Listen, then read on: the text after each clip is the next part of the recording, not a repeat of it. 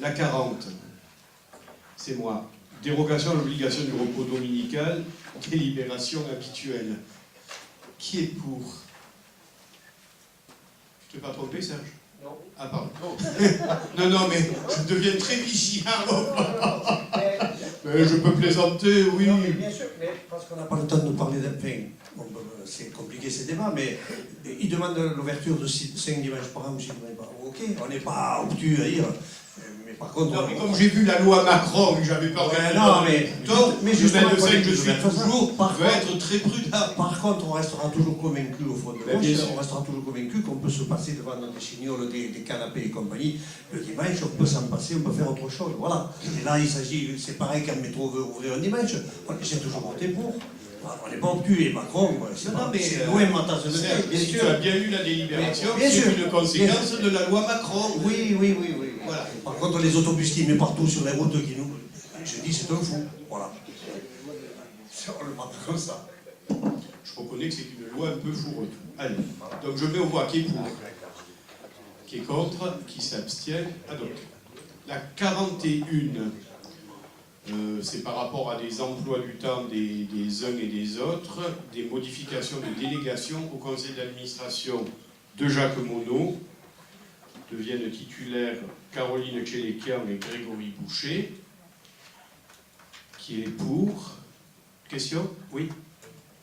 Plutôt remarque, dans le sens où on voit que certains conseils municipaux, par des raisons professionnelles, ce qui peut se comprendre, n'ont pas la possibilité d'être présents dans ce type de conseil d'administration.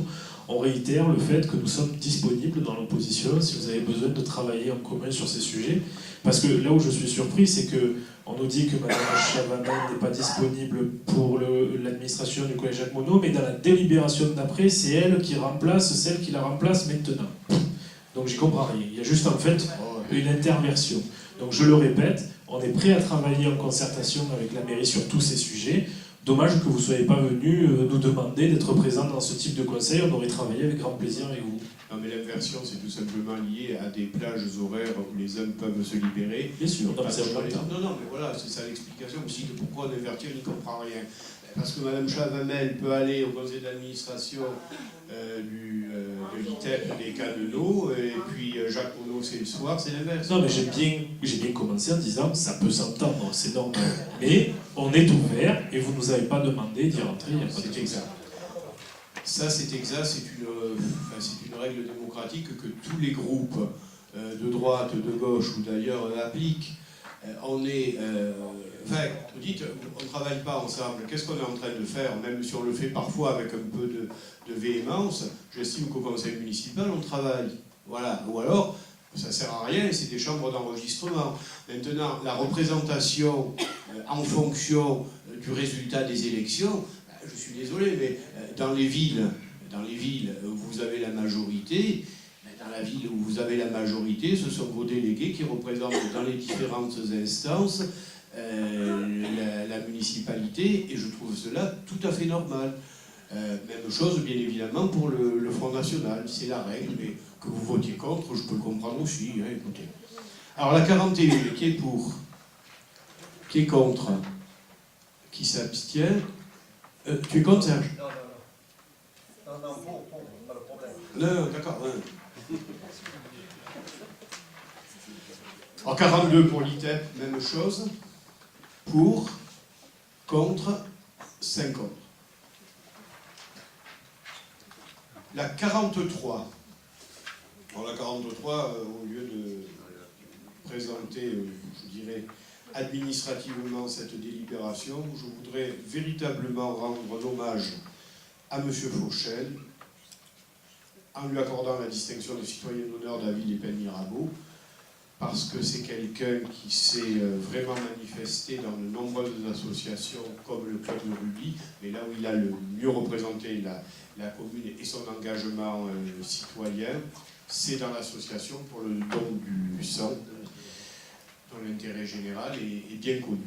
Donc voilà la proposition que je vous fais concernant Eugène. Alors il m'avait demandé lui-même la mise en place d'un rond-point, ce que l'on a fait bien volontiers, c'est celui qui est placé devant Sainte-Élisabeth. Donc là sera une plaque à cet endroit-là, si vous en êtes d'accord. Je mets aux voix qui est pour, qui est contre, qui s'abstient, adopté.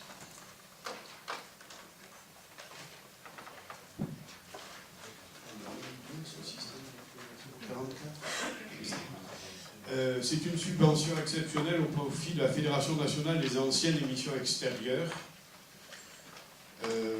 concernant la possibilité, grâce à cette subvention, de distribuer des colis aux militaires français qui sont déployés hors notre territoire, et là en particulier en Centrafrique et au Mali.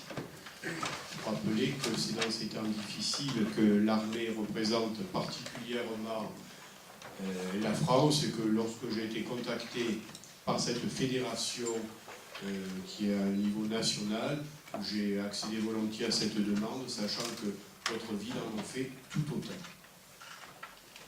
S'il n'y a pas de questions, pas de remarques, je mets aux voix qui est pour, qui est contre, qui s'abstient, adopté à l'unanimité. Sauf erreur de ma part, je n'ai rien oublié au niveau des délibérations.